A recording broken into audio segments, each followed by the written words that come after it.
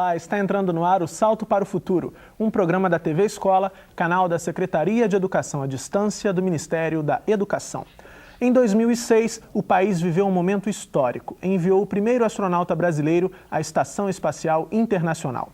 A viagem do tenente-coronel Marcos Pontes chamou a atenção de todos para o Programa Espacial do Brasil. Mais do que uma viagem ao espaço, esse foi um projeto que contribuiu para a divulgação científica. A ideia é que a cultura aeroespacial seja explorada também nas escolas. Esse é o tema do Salto para o Futuro de hoje. Convidamos para o debate o diretor de Política Espacial e Investimentos Estratégicos da Agência Espacial Brasileira, Emilcon de Castro Carvalho, o professor do Instituto de Física da Universidade do Estado do Rio de Janeiro, João Batista Canali, e o professor de Física do Centro de Ensino Médio Elefante Branco, no Distrito Federal, Geraldo Barbosa de Oliveira Filho. Ligue para a gente e participe ao vivo do Salto para o Futuro, você também. Nosso número é 0800 21 6689. Pela internet, escreva para salto@tvabrasil.com.br. Você também pode participar por fax. O nosso número é 0, código da operadora 21 2232 3271.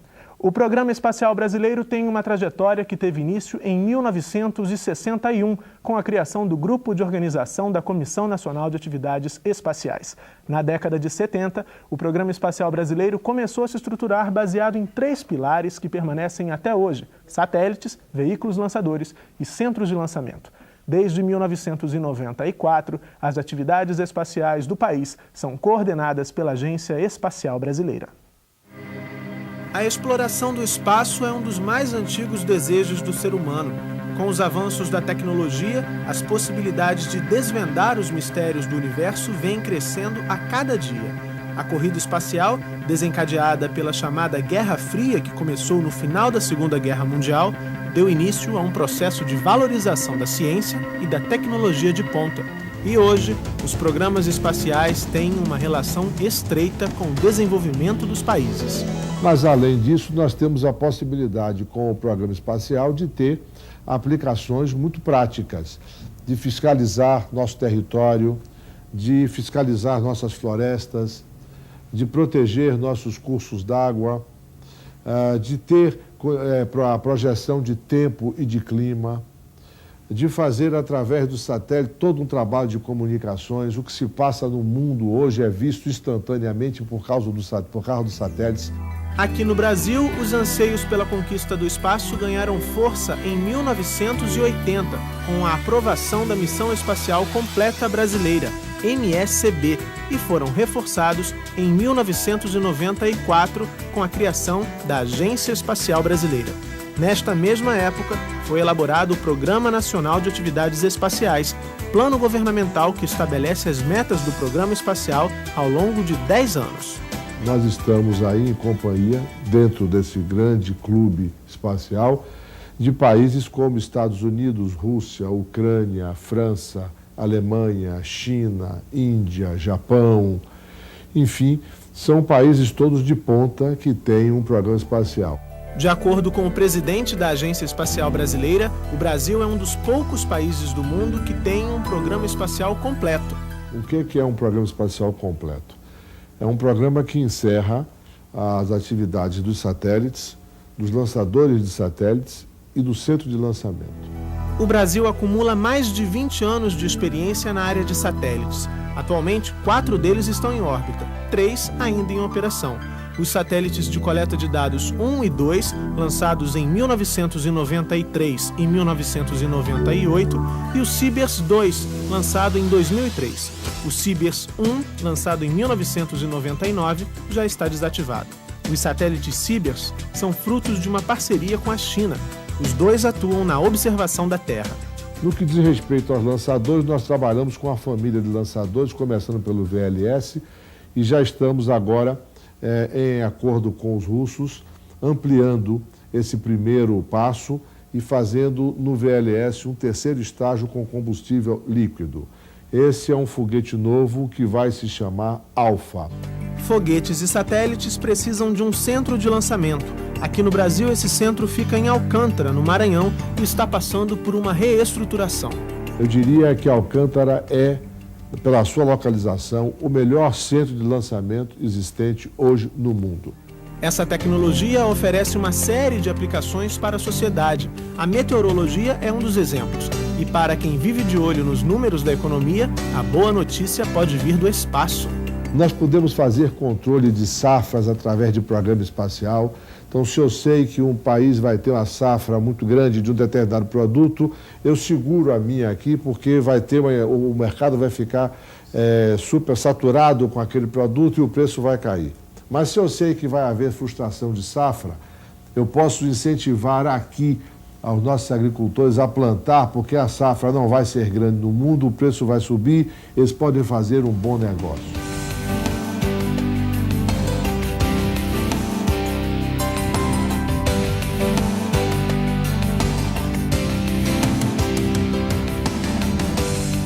Bom, começando o Salto para o Futuro de hoje, eu gostaria de agradecer aos nossos convidados pela presença, pela participação no programa. Emilcon Carvalho é diretor de Política Espacial e Investimentos Estratégicos da Agência Espacial Brasileira. De 1987 a 2004, ele trabalhou no Instituto Nacional de Atividades Espaciais, o INPE, onde foi gerente do Programa de Satélites Científicos. O Emilcon tem doutorado em Engenharia Eletrônica pela Escola Nacional Superior de Aeronáutica e Espaço. Em 1995, ele concluiu o doutorado em Toulouse, na França. Emilcon, chama a atenção aí nesse vídeo que a gente acabou de assistir, a dimensão do Programa Espacial Brasileiro. Você me contava aqui, durante a exibição da reportagem, que, por exemplo, um país como o Canadá não tem um programa tão completo como o Brasil. Eu queria que você falasse um pouquinho disso.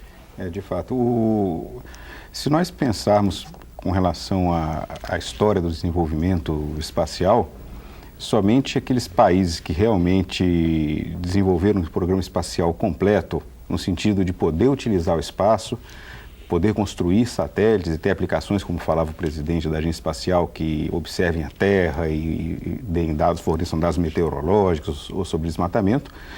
E, além disso, que tenham a capacidade de colocar esses satélites no espaço.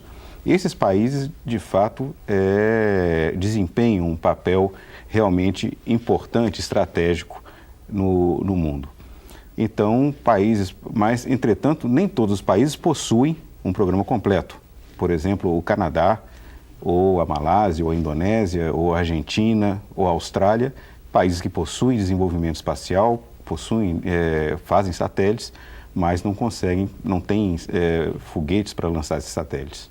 Certo. Agora, ali também na reportagem a gente viu uma definição breve do Programa Nacional de Atividades Espaciais. Esse programa recentemente passou por uma revisão. Quais foram os objetivos desse processo de revisão? Bem, a revisão foi iniciada no segundo semestre de 2004, terminou no início de 2005. O principal objetivo foi colocar em foco aquelas aplicações espaciais que realmente respondam às necessidades, à demanda nacional. E quais são essas aplicações? A observação da Terra, como eu já falava.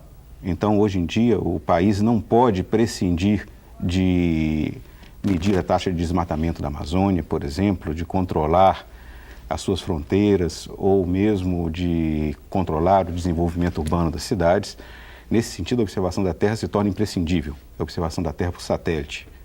Da mesma maneira, a meteorologia, que é realizada por satélites e tem impactos econômicos impressionantes quando nós vemos quebras de safra por questões de meteorologia ou ultimamente esses ciclones extratropicais que têm atingido a costa. Então, a capacidade de prever o clima, prever o tempo é imprescindível e é estratégica. Nós não podemos depender de outros países para realizar esse tipo de atividade. Da mesma maneira, as telecomunicações, o desenvolvimento científico e tecnológico e, como eu falava, o acesso ao espaço, a capacidade de lançar os foguetes. E para tudo isso, a infraestrutura necessária, os centros de lançamento, os laboratórios e, o principal de tudo, os recursos humanos, os recursos que vão colocar tudo isso em prática, que vão construir toda essa realidade. Certo. João Batista Canali, nosso segundo convidado, é professor e pesquisador do Instituto de Física da Universidade do Estado do Rio de Janeiro, a UERJ. É o coordenador da Olimpíada Brasileira de Astronomia e Astronáutica, que você vai conhecer melhor daqui a pouquinho aqui no Salto para o Futuro, e desenvolve também materiais didáticos para o ensino de astronomia e ministra cursos de atualização para professores de ensino fundamental e ensino médio. Canali, a gente conversava um pouquinho também antes, e não apenas na área de ciências, esses conceitos aí ligados à cultura aeroespacial podem ser trabalhados na escola, né? Em que outras áreas eles podem ser trabalhados? Bem, o ser humano é um eterno desbravador. Por volta de 1500, quando o Brasil estava sendo descoberto, os navegantes usavam as estrelas para se guiarem. No mundo moderno, a gente continua sendo eternos navegantes, só que os nossos barcos são as naves espaciais, né? De preferência, mandamos sem tripulantes, quando possível com tripulantes. Mas ainda assim, as estrelas são nossos referenciais. Pois no espaço não tem plaquinhas indicando as direções, mas as estrelas são fixas para todos os fins práticos. O ser humano, ele procura a todo custo garantir a sua sobrevivência. E a melhor forma disso é entender melhor o funcionamento do nosso planeta. Mas se você estudar outros planetas, você consegue ter informações sobre o comportamento deste em grandes escalas de tempo. Da mesma forma que conhecemos a evolução das estrelas, porque nós temos bilhões de estrelas em diferentes estágios evolutivos. Se a gente observasse um grande número de planetas, a gente saberia a evolução dos planetas, mas por muito tempo a gente tinha 6 planetas conhecidos, observados como um pontinho luminoso que se moviam estranhamente na esfera celeste. Com o advento da descoberta do telescópio por Galileu Galilei, pelo primeiro uso prático que ele fez para fins astronômicos, com uma lunetinha muito similar a essa daqui, que vocês vão ver em futuros vídeos aqui, o ser humano consegue observar já com mais detalhe a superfície dos planetas e aproximar o universo para próximo de nós. As estrelas ficam muito mais visíveis, o material interestelar e os planetas, quando visitados, mesmo por sondas, têm esses instrumentos a bordo que nos permite mapear o seu relevo, saber, por exemplo, em Marte, se houve água lá, se ela desapareceu, por que desapareceu, um fenômeno similar poderia acontecer com a Terra. Então a gente está numa constante busca do conhecimento do universo em que vivemos, no fundo, para garantirmos a nossa sobrevivência no planeta. Pelo que você está me falando aí, desculpa te interromper, geografia e história já são 2 áreas que podem estar dentro desse estudo ligado à cultura aeroespacial. Você falou de Galileu, você falou do relevo de Marte, por exemplo. Sim, com certeza. A relação astronomia e astronáutica, como eu te disse, no início eram barcos e eram as estrelas. Agora são as naves espaciais, mas as estrelas ainda continuam sendo referenciais. Então, temos aí o envolvimento de todas as ciências quando você fala em cultura aeroespacial. Certo. Nosso terceiro convidado, Geraldo Barbosa de Oliveira Filho, é professor do Centro de Ensino Médio Elefante Branco, que fica no Distrito Federal, onde desenvolve juntamente com 8 alunos o projeto de pesquisa Uso de recursos recicláveis para conservação de energia elétrica a partir de fontes renováveis de energia. Geraldo, gostaria que você falasse para a gente em que consiste esse projeto de pesquisa. É um projeto de uso racional de energia elétrica, né? O aluno ele vai aprender a usar corretamente essa energia, não desperdiçar energia, buscar também conhecer outras formas alternativas de energia eólica, né, térmicos, a construção de um aparato que é um coletor solar de baixo custo, né, concentrador de energia, né, então, e tudo isso com material reciclável. Você vai usar um material reciclável, né? Então envolve, e a partir disso também nós temos também um apoio técnico da EB Escola, né? Também que sempre precisamos de recursos também. Houve também uma formação continuada de professores, né? Envolveu também vários cursos e esses cursos também são também disseminados na escola para os professores e para os alunos. Ok. Bom, a gente já tem a primeira participação por telefone no programa de hoje. Quem fala com a gente é a Elisete de Goiás. Tudo bem, Elisete? Olá, boa noite. Eu sou a Elisete, da TV Escola de Posse, em Goiás. O texto do boletim fala que uma das ações da AEB Escola é a formação de professores para trabalhar conteúdos de ciência e tecnologias relacionados à área espacial. Pergunto, e quando essa formação não chega a todos os professores do ensino fundamental e médio, que instrumentos e que situações do cotidiano da sala de aula são propícias para o estudo de temáticas espaciais? Boa noite e muito obrigada. Obrigado, Elisete, pela sua participação. Professor Canalha, como é que o senhor pode ajudar a Elisete? Que situações aí o professor pode aproveitar para desenvolver esse trabalho? Elisete, a gente tem sempre o sonho de poder levar uma grande quantidade de material didático, de complementar a formação do professor. Porém, essa é sempre uma tarefa gigantesca que está sempre além das nossas capacidades, na verdade. A AEB Escola desenvolveu já projetos pilotos testando a didática, o funcionamento em Brasília e já em São José dos Campos, e anseia levar isso na escala maior, na forma presencial e com mais facilidade via educação à distância. Porém, uma outra ferramenta que não trabalha diretamente com o professor frente a frente, mas que o habilita a trazer para a sala de aula algumas inovações é a participação, por exemplo, na Olimpíada Brasileira de Astronomia, que dá a chance de conhecermos o professor, ver suas necessidades e compartilhar com ele alguns materiais didáticos que temos desenvolvido. Por exemplo, no ano passado foi remetido para as escolas um pequeno material didático adequado a uma faixa etária da 1ª à 8ª série. Porém, junto foi também materiais adequados ao ensino médio. Então, dependendo da sua área de trabalho, você poderá ter recebido uma cartilha como essa, ilustrada pelo Ziraldo, muito bem escrita, descrevendo as atividades espaciais brasileiras, ou então ter recebido um CD lotado de material de informações de astronomia ou de material relacionado à astronáutica. Então, temos tentado colaborar com a sua formação. Esse kit chegou para os alunos, para os professores das escolas que participaram da Olimpíada Brasileira de Astronomia e Astronáutica. Essa cartilha foi enviada para todas as escolas participantes da Olimpíada Brasileira de Astronomia, porém, a Agência Espacial Brasileira também enviou diretamente para um universo de cerca de 48 mil escolas, um kit com 50 exemplares desse para as escolas que não tinham nenhuma relação prévia com a Olimpíada de Astronomia. Tá? Agora, estes CDs, que são mais específicos, então, para o conhecimento envolvido nas Olimpíadas, foram enviados, sim, para as escolas já participantes. Certo. Elisete, se você quiser saber mais informações sobre a Olimpíada Brasileira de Astronomia e Astronáutica, continue aqui com a gente, que daqui a pouco a gente vai discutir bastante esse assunto também. Agora, Emil, com a gente aí, falei também na abertura do programa de hoje, sobre a questão da viagem, da missão Centenário, da ida do astronauta brasileiro à Estação Espacial Internacional.